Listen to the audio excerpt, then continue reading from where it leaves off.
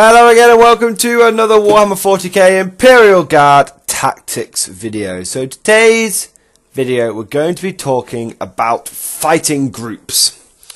What do I mean by fighting groups? Well, it's a concept that I think I've talked about before on this channel, but it's something that I want to sort of go into depth, which is essentially a fighting group. Some people would call it a castle, but I think it's slightly different for the Imperial Guard. But essentially what a fighting group is, in my mind, is a group of units that you deploy on the battlefield together, and they all serve a purpose and they work together and they fight together. And it's almost like an army within an army. Armyception is sort of what we're talking about here. So for some factions, their entire army will be one fighting group. An example of this would be Space Marine, big blob of Ultramarines around Guilliman. Okay, so you'd have some Intercessors and some Storm Talons and some, other shooting units, and you just put them all around Guilliman, and that'd be one big fighting group. But there'd only be like, because it's Space Marines, there's only going to be like, 20, 30 models. That's the whole army. And so that, when your whole army is in one big or medium-sized, I say big, it's big for them, poor little Space Marines, 40 men in an army, how do they cope? That's what people would traditionally call a castle. Similar thing would be a whole blob of Dark Reapers being buffed by like Farseers and other stuff like that, and they're all fine, they don't move, and they just sit there and they blob. A traditional and probably best known fighting group is the castle. Okay, but with the Imperial Guard, it's a bit different. Okay, because we're approaching this from a balanced army point of view. Because obviously there's full mechanized armies, but that still applies, just slightly different. You've got full mechanized armies, and you've got like armored armies, but we're talking about here about like a mixture, either a pure infantry army or sort of a mix. And mechanized can kind of do it, because that's what I've managed to do with my Steel Legion. It's less applied to if you had a pure Leman Russ army. So I'm assuming you've got something like 100, 150 infantry, 5 or 6 tanks. That's the kind of army we're looking at. A normal 2,000 point Imperial Guard army, a big, healthy dose of infantry, and a few tanks sprinkled on top. So just so you know, this is how it kind of works. So some of you may remember my rule of 3 army, where I had 3 squads of infantry, 3 squads of conscripts, 3 squads of veterans, 3 tank commanders, so on and so forth. And I broke them down into these 3 fire bases, these 3 fighting groups. And essentially, it's a good example using that list. It's obviously changed now with conscripts being, crap. But essentially, what you want to do is you want to try and build in your guard army 2 to 3 of these fighting groups. Okay, and you want each group to be like a miniature army. I sometimes will make a 500 point army list or 600 point army list and then times it by 3, and that will be my 2,000 point list. Okay, obviously 200 points of sprinkles. But the point of that is that I want to be able to take the 600 point army and it be the 600 points and it to be able to deal with any threat.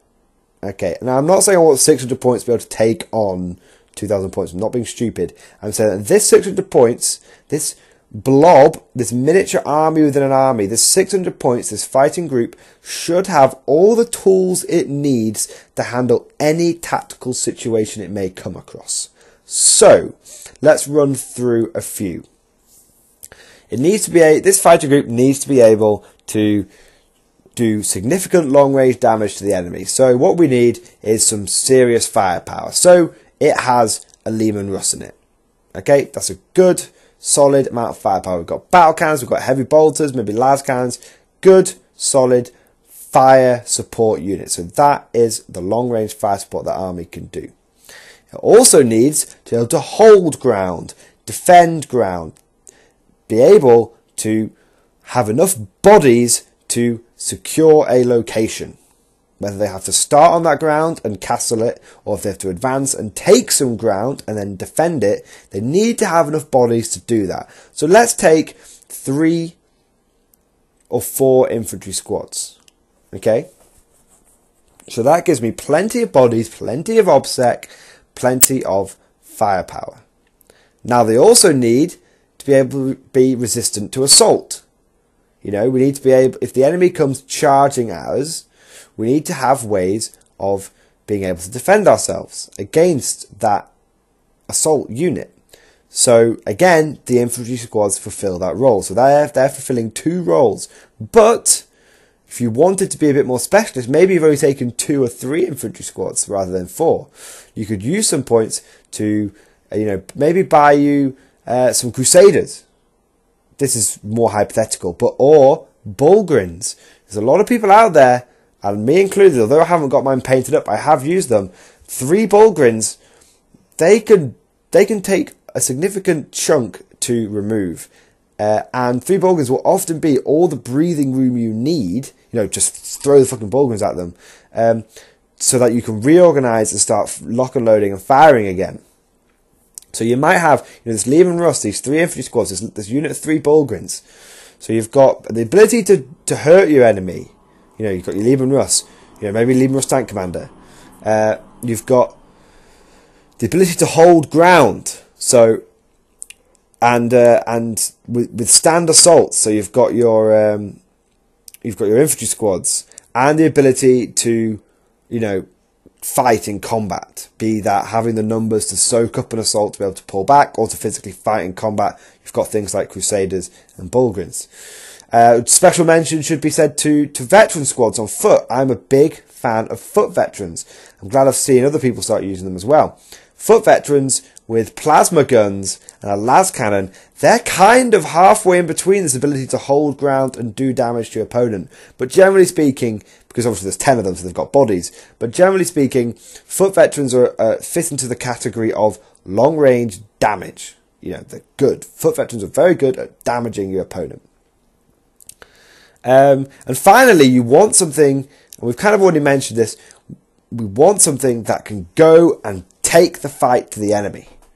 Now, the way the Imperial Guard take the fight to the enemy can be done in 2 ways. One is we can drop in and do damage. That's where you bring the Scions. It's possible for you to have a group of Scions maybe as part of this fighting group, but I tend to find that taking a dedicated Scion detachment serves better. That is more of a specialised fighting group where its job isn't really to do all these different things. Its job is to do one thing really, really well. So we'll talk about that in another video. So I've already mentioned it. So you could have drop units, but then those drop units aren't really going to be fighting as part of the group. They're going to be independent. So what you want is the second option, which is where you march across the battlefield, you absorb casualties, and you get in your opponent's face. And again, that comes down to the infantry squad. So what have we really, when we talk about these fighting groups, what have we really covered? What are the key components? Bodies and firepower. 2 things that the Imperial Guard bring in bucket loads. Okay? So when you're building one of these fighting groups, what you want is enough bodies for them to be able to absorb casualties yet still remain mission effective, and enough firepower so that they're able to do damage to the enemy, which is ultimately the point of the game. Now you can't really have one without the other. Okay, if you've just got bodies on bodies on bodies, but no real firepower, you know, you've maybe got a few special weapons, but that's it. That's not going to work. There's no homogenization. There's no support fire. There's no mutually supporting assets. It's just a mass of men. Likewise, if you go for pure firepower, let's take 4 Lehman Russes, that's not going to work because whilst there's a lot of firepower there, they're not bubble wrapped. They're vulnerable to assault, to just being tied up endlessly. The amount of games that I see on YouTube, because I watch a lot of YouTube battle reports, I play a lot of games, and I watch a lot of people in real life playing with Imperial Guard down in the club. Number one mistake I hear is number one mistake I see is people letting their Leman Russes get tied up in combat. I mean, it happens to the best of us. You can't always stop it, but there's very good ways of, you know, trying to stop it. And the number one, and I heard it down at the club this Tuesday, which was, oh yeah, you know, good game, mate. I knew once I had your Leman Russes locked up that things were going to be easier for me, kind of thing. And I heard that, and the Imperial Guard player went, yeah, when those Leman Russes got locked up, I really did struggle. It's like, yeah, because whilst your opponent wasn't damaging your Leman Russes, they just couldn't do anything all game. So you need these essential elements. Now, the final thing to be said is, to make a successful fighting group, you've got the bodies, you've got the firepower, but now you need the leadership. Okay, leadership literally in terms of morale and battle shock, and also in terms of officers. If let's say you've taken a typical fighting group and you've got 30 infantry, and you've got a tank, and then you've got a squad of veterans. Okay, normally, well, that's a little excessive for 500 point fighting group. Let's say you've got 2 squads of infantry, a squad of veterans, because they're sort of in between, and a Leman Russ. What you really want to add to that is the ability to mitigate battle shock, because every man that runs away is a man your opponent has been able to kill without firing a shot. It's a really important thing to realise. So you want to be able to mitigate battle shock, and you want to be able to increase your damage output. Okay, because that's twofold. The less men that run away means the more lasguns you've got on the field, which ergo means the more damage you're able to do to your opponent. So there you go. So you want to basically, let's say you've got these 20 infantry, 10 veterans, and a Leman Russ. You also want to add like a command squad, because command squad, again, it's this halfway in between. It adds 4 more bodies, which is good. We love bodies on the ground. We love boots on the ground. You can give it long-range firepower. You know, give it a las cannon, give it a plasma gun or a sniper rifle. But you can take the regimental standard. Regimental standards are essential for the Imperial Guard now, especially if you're not running Mordians. If you ain't running Mordians or Catachans, you need your flags. You guys saw my recent Tal vs Imperial Guard battle report. My command squads barely got targeted that game. I lost 1 out of 4 because they weren't doing a lot of damage, and they were just stopping, you know, the occasional guardsman from running away. But they contributed to my overall plan, and cumulatively over the course of the game, they must have saved between them 10, 15 guardsmen. That's 40 odd points. 40, 50, 60 points. That's they've earned their points back, you know.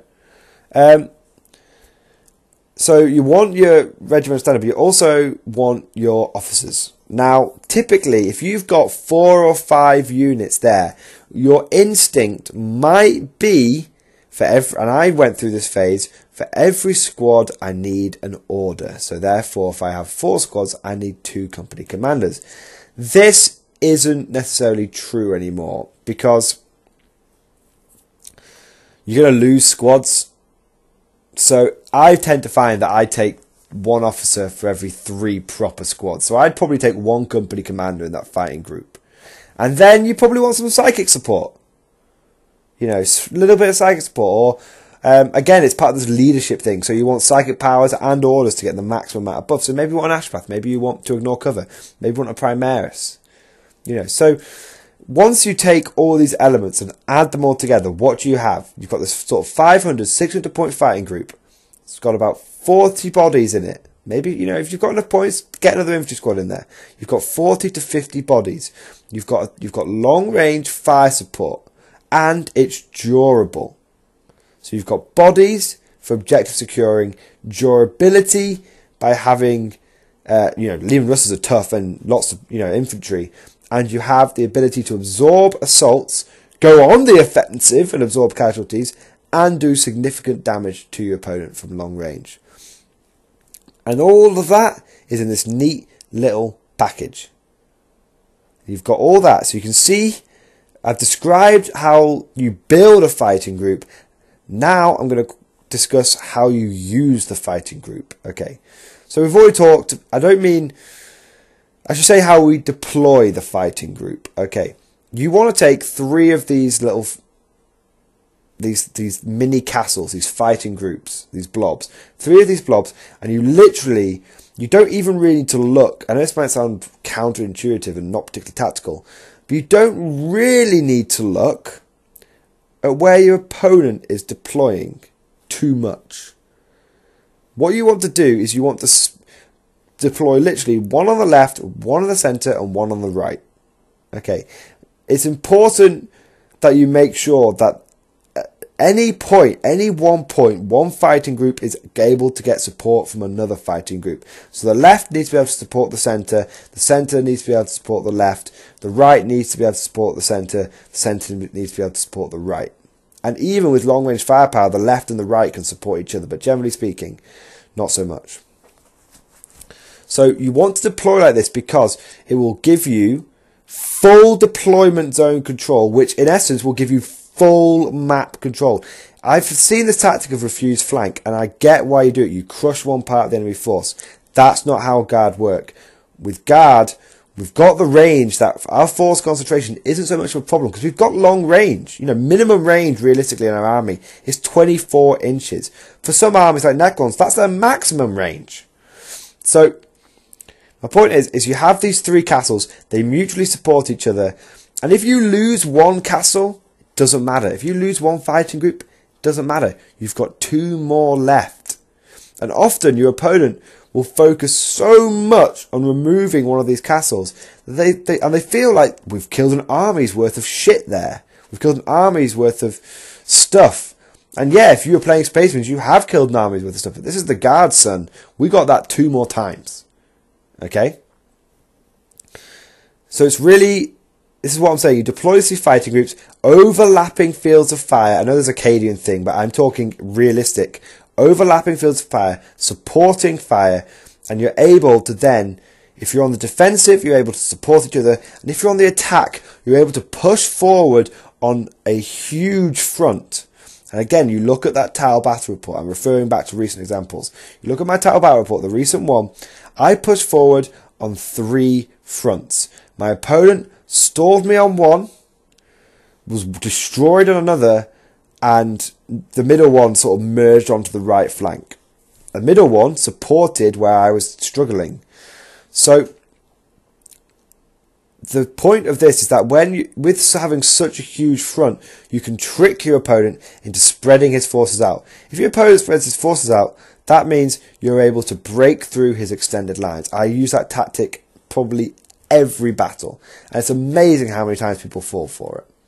Even really good players, they think because I often the way I get them to do it is I spread my deployment out, which makes your opponent instinctively want to have forces to be able, forces to match your forces, but they can't do that because they don't have as many forces as me. But also I spread my objectives out. I see a lot of people who cluster their objectives in a triangle. Fuck that. I'm going to force you to spread your objectives out because you've got to keep your objectives 12 inches away from mine. I'm going to force you to spread objectives out. And that way it forces the opponent to spread their deployment out. And then you're able to break through their extended lines because you essentially have 3 armies to their 1 army. You've got these 3 individual mini fighting groups. So, I hope this video makes sense. Please leave lots of comments on what you think. Have you tried these fighting groups before? These 3 castles, this rule of 3. Lots and lots of comments. I'm going to leave you with this old saying that was told to me when I was first starting out with Warhammer, just in general. You always want to take things when you're a horde army. You always want to take things in 3s, because the first one will die. The second one will just fail. It'll run away or just won't do anything. And the third one will actually get the job done. It's very true for the Imperial Guard. You always take things in 3s. So, I hope you guys enjoyed this video. Please leave lots and lots of comments, and I'll see you guys next time.